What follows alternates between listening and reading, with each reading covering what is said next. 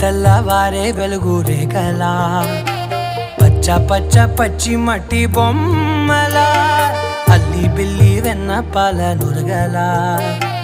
అచ్చ తెలుగు ఇంటి పూల కొమ్మలా దేవదేవుడే పంపగా ఇలా దేవతే మా ఇంట అడుగే పెట్టెనంట బ్రహ్మ కళ్ళలో కాంతులే మా అమ్మలా మా కోసం మళ్ళీ లాలి పాడేనంట.